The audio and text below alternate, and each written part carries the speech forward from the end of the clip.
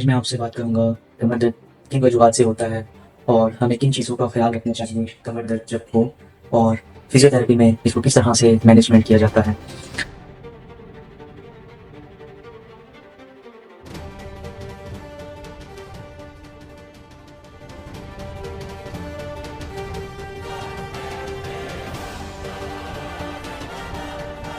तो जो सबसे बड़ी वजह है कमर दर्द होने की, वो है हमारा गलत तरीके से बैठना और गलत पोस्चर।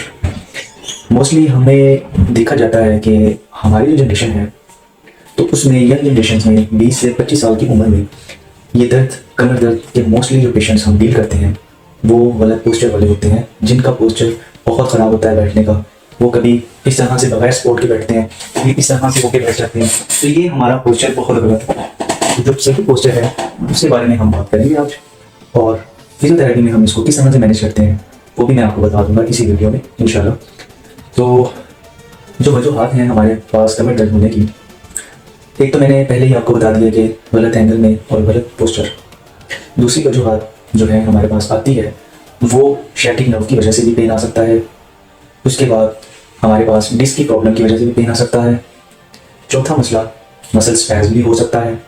उसके बाद हमारे पास चूक पड़ जाती है, जिसको हम पंजाबी में कहते हैं चूक पड़ जाना, मसल स्प्रेन हो जाना। खुदा न खास्ता अगर आपका मसल स्प्रेन हो जाता है, चूक पड़ जाती है, तो आप घर में कैसे उसको मैनेज कर सकते हैं।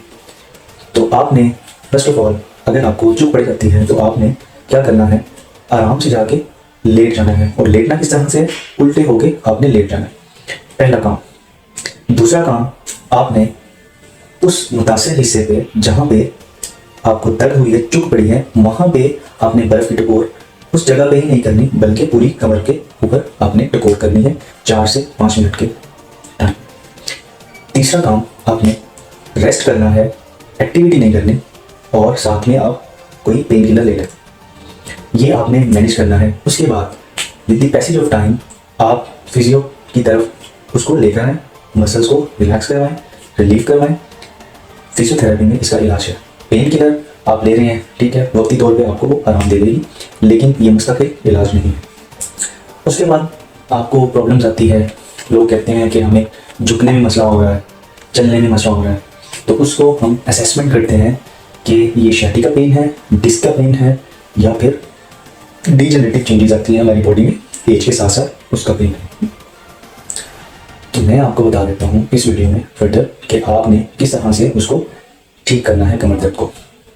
फिजियोथेरेपी में हमारे पास इसका इलाज ये है कि हम विद मोडालिटीज़ और एक्सरसाइज के थ्रू हम इसका ट्रीटमेंट करते हैं, मसल्स को रिलैक्स करते हैं, नर्व्स की जो है उसको बहाल करते हैं जहाँ से वो इम्पिंज्ड होती है।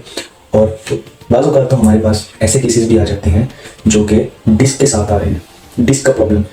तो उनकी जब हम MRI थ्रू चेक करते हैं तो वहाँ पे क्या होती है, हर्निएशन, डिस्क हर्निएशन होती है।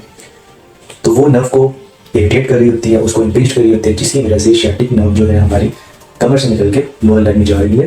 तो वहाँ से उसको साइन एंड सिम्टम्स शो करवाती है, नमनेस, टिंगलिंग, बर्निंग सेंसेशंस। ये हमारी नर्व्स के सिम्टम्स आते हैं। और ये हम फर्दर किस तरह से असेस करते हैं, अपने टेस्ट के जरिए हम इसको असेस करते हैं कि ये पेन किस चीज़ की है। तो हम इसको एक्सरसाइज के थ्रू लेकर चलते हैं। तो कुछ मैं आपको गाइड कर देता हूँ, एक्सरसाइज कौन सी आपने एक्सरसाइज करनी है और कौन सी नहीं करनी, और रेस्ट करना है, चलना से परहेज़ करना है, सीढ़ियाँ चढ़ने से परहेज़ करना है। तो ये चीज़ें आपने साथ साथ करनी रहती हैं।